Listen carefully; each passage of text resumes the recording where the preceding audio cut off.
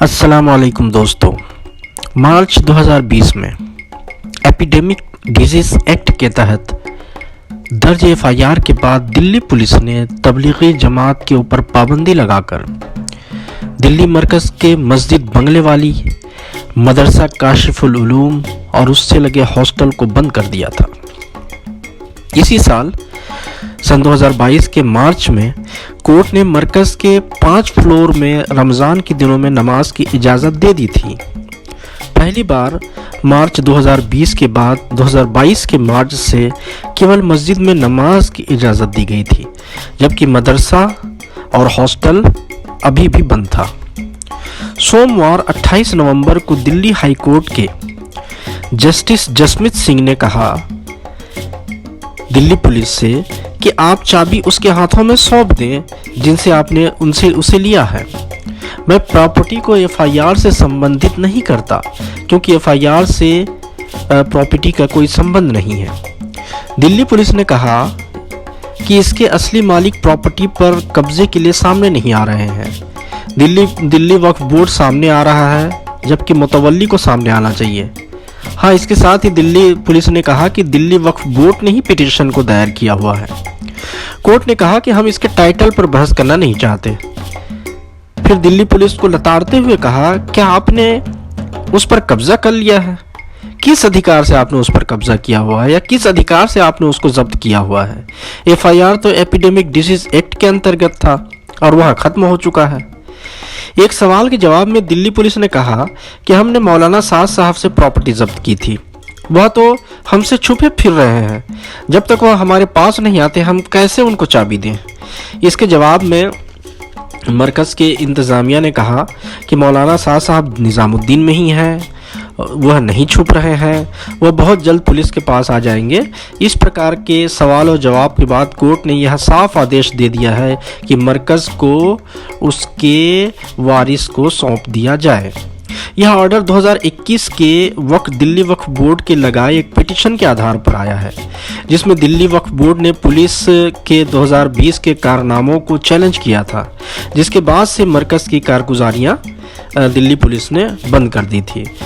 अब कोर्ट के आदेश के बाद कल ही दिल्ली पुलिस ने मौलाना साद साहब के पास जाकर मौलाना साद साहब को पेश करवा के चाबियां सौंप दी हैं और मरकज़ को मौलाना साद साहब ने खोल दिया है।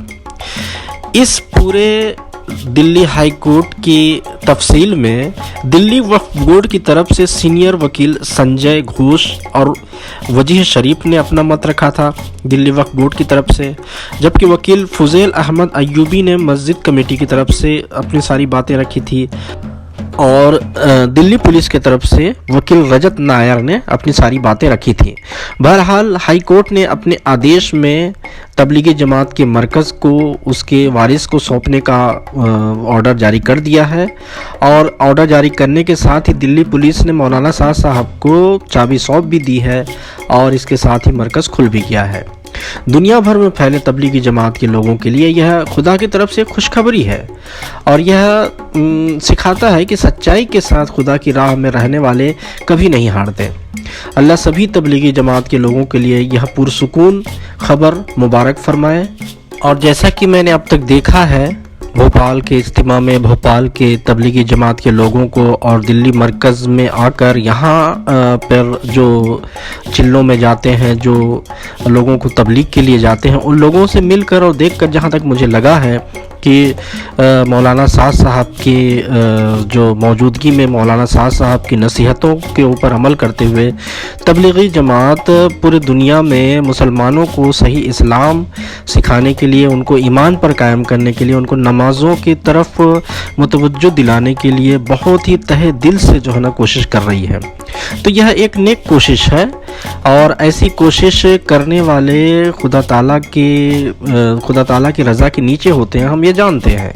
तो यह एक जीत है, या ये कहें कि खुदा ताला ने तबलीगी जमात के लोगों को यह एक तालीम दी है, एक शिक्षा दी है कि आप लोग जब तक खुदा ताला की राह में कायम रहेंगे और अच्छे काम के लिए अपने आप को पेश करते रहेंगे, तब तक खुदा की मदद आप लोगों को आती रहेगी और यह खुदा की मदद है।